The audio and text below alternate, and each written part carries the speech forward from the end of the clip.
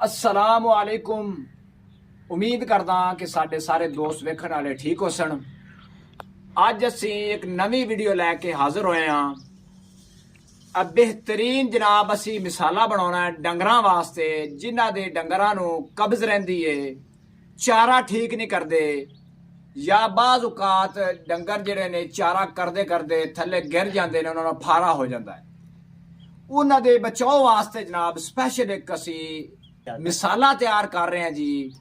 तो यह मिसाला बड़ा ही अनमोल ते कीमती है जी। असी हुण तुहानूं ये दसांगे कि इहदे विच असी की चीज़ां इस्तेमाल कर रहे हैं। असी भाई बूटे नूं पुछांगे। अस्सलाम वालेकुम भाईजान। वालेकुम सलाम व रहमतुल्लाहि व बरकातहू। अच्छा भाईजान, तुसी ये दसो कि ये जिहड़ा तुसी मिसाला तैयार कर रहे हो ये किन्ना चीज़ां नाल तैयार होना है जी? ये सानूं एक एक चीज़ दसो जी। हाफिज साहब ये है सोए सोए सोए ये जो है ना ये जानवर ਦੇ ਦੁੱਧ ਵਾਸਤੇ ਹੁੰਦਾ ਹੈ। ਦੁੱਧ ਬਹੁਤ ਜ਼ਿਆਦਾ ਵਧਾਉਂਦੇ ਨੇ ਸੋਏ ਨਾਲ। ਠੀਕ ਹੈ, ਇਹ ਸੋਏ ਲੈਣੇ ਨੇ 1 ਕਿਲੋ। 1 किलो सोए लैने ने जी। ਠੀਕ ਹੈ, ਉਹਨੂੰ ਗ੍ਰਾਈਂਡ ਕਰ ਲੈਣਾ ਸੋਇਆ ਨੂੰ। ਠੀਕ ਹੈ, ਇਹ ਦੁੱਧ ਵਾਲੇ ਜਾਨਵਰਾਂ ਵਾਸਤੇ ਵੀ ਔਰ ਜਿਹੜੇ ਹੈ ਨੇ ਗੋਸ਼ਤ ਵਾਲੇ ਉਹਨਾਂ ਵਾਸਤੇ ਵੀ ਜ਼ਬਰਦਸਤ ਸ਼ੈ ਹੈ। ਠੀਕ ਹੋ ਗਿਆ। ठीक हो गई जी।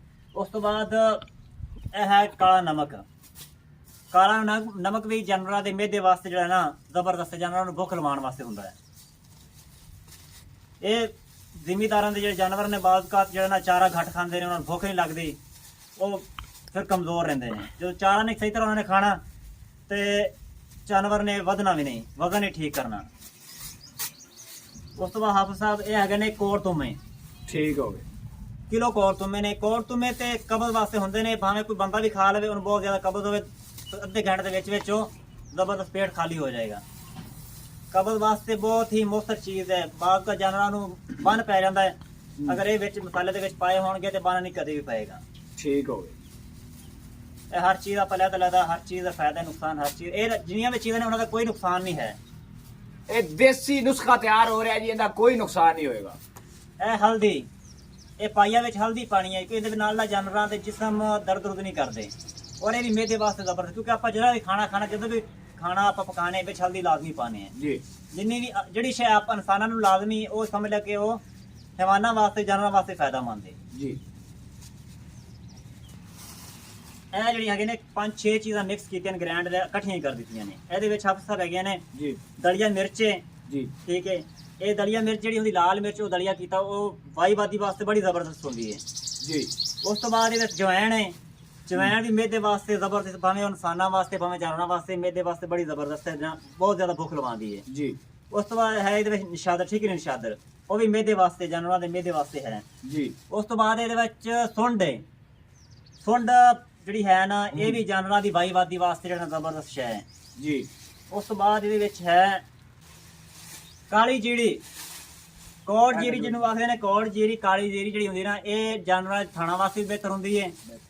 ਕਿਸੇ ਜਾਨਵਰ ਦੇ ਵਿੱਚ ਜਾਨਵਰਾਂ ਦੇ ਥਾਣਾ ਦਾ ਮਸਲਾ ਬਣ ਜਾਂਦਾ ਹੈ, ਖੂਨ ਆਉਣ ਲੱਗ ਪੈਂਦਾ ਜਾਂ ਗਿਲਟੀ ਵਗੈਰਾ ਬਣ ਜਾਂਦੀ ਹੈ, ਉਹਦੇ ਵਾਸਤੇ ਵੀ, ਉਹ ਜਾਨਵਰਾਂ ਦੇ ਮਿਹਦੇ ਵਾਸਤੇ ਔਰ ਵਾਈਬਾਦੀ ਵਾਸਤੇ ਇਹ ਜ਼ਬਰਦਸਤ ਸ਼ੈ ਹੈ। ਇਹ ਹੈਗਾ ਜੀ ਮਿੱਠਾ ਸੋਡਾ। जी ਇਹ ਮਿੱਠਾ ਸੋਡਾ ਜਿਹੜਾ ਹੈ ਨਾ ਤਕਰੀਬਨ ਰੋਜ਼ਾਨਾ, ਬਲਕਿ ਜਾਨਵਰ ਨੂੰ 5 ਤੋਂ 7 ਗ੍ਰਾਮ ਦੇਣਾ ਚਾਹੀਦਾ, ਕਿਉਂਕਿ ਇਹਦੇ ਨਾਲ ਨਾ ਮਿਹਦੇ ਦੇ ਵਿੱਚ ਤਜ਼ਾਬੀਤ ਪੈਦਾ ਨਹੀਂ ਹੁੰਦੀ ਔਰ ਮਿਹਦਾ ਸਹੀ ਤਰ੍ਹਾਂ ਕੰਮ ਕਰਦਾ ਹੈ। ठीक हो गया जी। ਇਹ ਇਨਸਾਨਾਂ ਵਾਸਤੇ ਜਿੰਨੀਆਂ ਵੀ ਦਵਾਈਆਂ ਬਣਦੀਆਂ ਨੇ ਉਹਦੇ ਵਿੱਚ ਮਿੱਠਾ ਸੋਡਾ, ਮਿਹਦੇ ਵਾਲੀ ਦਵਾਈਆਂ ਜਿੰਨੀਆਂ ਵੀ ਨੇ, ਮਿੱਠਾ ਸੋਡਾ ਲਾਜ਼ਮੀ ਉਹਦੇ ਵਿੱਚ ਪੈਂਦਾ ਹੈ। ठीक हो गया जी। अच्छा जी, हुण सानू एदा भी दसो जी, आ की चीज़ है जी? ਇਹ ਹੈ ਕੈਲਸ਼ੀਅਮ ਪਾਊਡਰ। ठीक हो गया जी। ਇਹ ਬਾਅਦ ਕੋਈ ਜਾਨਵਰ ਮਿੱਟੀ ਖਾਂਦੇ ਨੇ, ਇੱਕ ਦੂਸਰੇ ਨੂੰ ਚੱਟਦੇ ਨੇ, ਕੈਲਸ਼ੀਅਮ ਦੀ ਕਮੀ ਹੁੰਦੀ ਹੈ। ਇਸ ਵਾਸਤੇ ਇਹ ਮਸਾਲੇ ਦੇ ਵਿੱਚ ਐਡ ਕੀਤਾ ਹੈ ਕਿ ਉਹ ਜਾਨਵਰ ਇੱਕ ਦੂਸਰੇ ਨੂੰ ਚੱਟਣ ਨਾ ਤੇ ਜਿਹੜਾ ਹੈ ਨਾ ਮਿੱਟੀ ਨਾ ਖਾਣ। ठीक हो गया जी। ਠੀਕ ਹੈ। ਆ ਗਿਆ ਸਫੈਦ ਨਮਕ। ਸਫੈਦ ਨਮਕ ਹਰ ਖਾਣੇ ਦਾ ਔਰ ਹਰ ਚੀਜ਼ ਦਾ ਇਹ ਲਾਜ਼ਮੀ ਜੁਜ਼ਵ ਹੈਗਾ।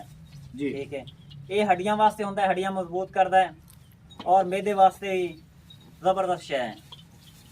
ਇਹ ਸਾਰੀ ਚੀਜ਼ਾਂ ਨੂੰ ਮਿਕਸ ਕਰ ਲੈਣਾ ਹੈ।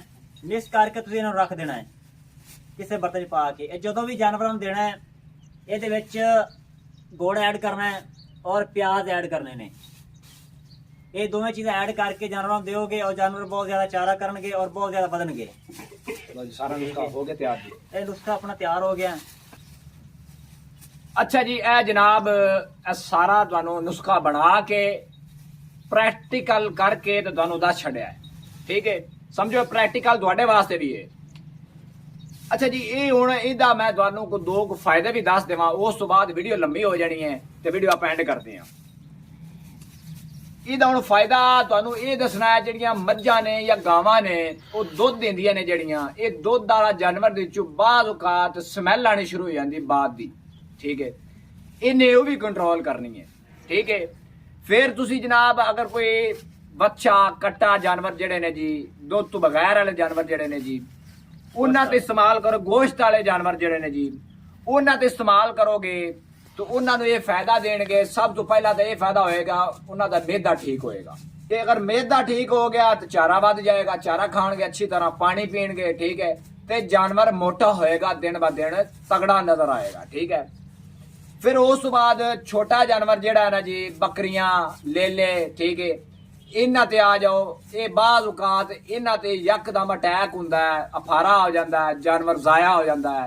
ठीक है, ये तुसी मसाला हफ्ते दे विच या डेली थोड़ा बहुता तुसी जानवरां नूं देंदे रहो, तो वो जानवर एक तां फारे तो बचदे रहसन, दूसरा तंदुरुस्त रहसन, तीसरा उन्हां दा वेट दे विच तगड़े नजर आसन, सेहत च तगड़े नजर आउणगे। ठीक है, लो जी, है जनाब हुण फाइनल मसाला तैयार हो गया। ਇਹਦੇ ਵਿੱਚ ਜਿਹੜਾ ਅਸੀਂ ਮਸਾਲਾ ਬਣਾਇਆ ਸੀ ਉਹ ਪਾਇਆ ਤੇ ਗੁੜ ਤੇ ਪਿਆਜ਼ ਇਹ ਕੁੱਟ ਕੇ ਪਾ ਕੇ ਤੇ ਇਹਨੂੰ ਹੁਣ ਕਿਸੇ ਕਾਗਜ਼ ਵਿੱਚ ਰੱਖ ਕੇ ਤੇ ਡੰਗਰਾਂ ਦੇ ਦੇਣਾ ਹੈ ਜੀ। ਇਹਨਾਂ ਕੰਮ ਹੈ ਜੀ ਸਾਰਾ। ਤੇ ਹੁਣ ਜੀ ਅਸੀਂ ਉਮੀਦ ਕਰਦੇ ਹਾਂ ਕਿ ਇਹ ਸਾਡਾ ਮੈਸੇਜ, ਇਹ ਸਾਡੀ ਵੀਡੀਓ ਤੁਹਾਨੂੰ ਪਸੰਦ ਆਏਗੀ ਤੇ ਮਜ਼ੀਦ ਤੁਸੀਂ ਆਪਣੀ ਕੀਮਤੀ ਰਾਏ ਕਮੈਂਟਸ ਦੇ ਵਿੱਚ ਸਾਨੂੰ ਲਾਜ਼ਮੀ ਦੇਣੀ ਹੈ। ਅਗਰ ਸਾਡਾ ਮੈਸੇਜ ਤੁਹਾਨੂੰ ਅੱਛਾ ਲੱਗਿਆ ਹੈ, ਇਹਨੂੰ ਸ਼ੇਅਰ ਕਰੋ। ਠੀਕ ਹੈ, ਇਹਨੂੰ ਲਾਈਕ ਕਰੋ। ਸਾਡਾ ਚੈਨਲ YouTube ਵਾਲੇ ਨੂੰ ਵੀ ਜਾ ਕੇ ਸਬਸਕ੍ਰਾਈਬ ਕਰੋ, Facebook ਵਾਲੇ ਨੂੰ ਵੀ ਤੇ TikTok ਵਾਲੇ ਨੂੰ ਵੀ। ਠੀਕ ਹੈ, ਅੱਛਾ ਜੀ, ਹੁਣ ਅਸੀਂ ਇਜਾਜ਼ਤ ਚਾਹੁੰਦੇ ਜੀ। ਚੰਗਾ ਜੀ, ਰੱਬ ਰੱਖ।